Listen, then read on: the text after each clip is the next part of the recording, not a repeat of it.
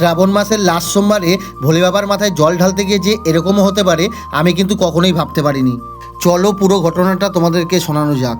আমার দীর্ঘদিনের একটাই ইচ্ছা ছিল যে আমাদের পাড়ার যে ভোলে বাবার মন্দির আছে, যেটা হালিশহরের সম্ভবত সবথেকে বড় মূর্তি এবং খুব জাগ্রত, এবং সকল ভক্তদের মনস্কামনা আমাদের এই ভোলে বাবা কিন্তু পূর্ণ করে। তাই জন্যই তো প্রচুর লোক দূর দূরান্ত থেকে এসে আমাদের ভোলে বাবার কাছে পুজো দেয়। তো আমারও ইচ্ছে ছিল এই শ্রাবণ মাসের লাস্ট সোমবারে আমি পায়ে হেঁটে বাঁকে করে গিয়ে গঙ্গা থেকে জল নিয়ে আসবো এবং আমাদের ভোলে বাবার মাথায় জল ঢালবো। কিন্তু মাথায় চিন্তা ছিল একটাই, যে আমি কি পারবো ওই বাঁকে করে নিয়ে খালি পায়ে গিয়ে রাস্তা দিয়ে হেঁটে ওই রোদ্দুরের মধ্যে গিয়ে জল নিয়ে এসে বাবার মাথায় জল ঢালতে। যদি রোদ্দুরের মধ্যে হাঁটতে না পারি, পায়ের অবস্থা খারাপ হয়, তো এই টেনশন করতে করতেই কিন্তু আজকে সকালবেলা যখন আমি বাঁক নিয়ে বেরোবো তখনই কিন্তু খুব জোরে বৃষ্টি নেমে যায়। হ্যাঁ, আর এই বৃষ্টি কিন্তু সেই যে বৃষ্টি নয় যে হলো আর থেমে গেল, বৃষ্টি হতেই রইলো।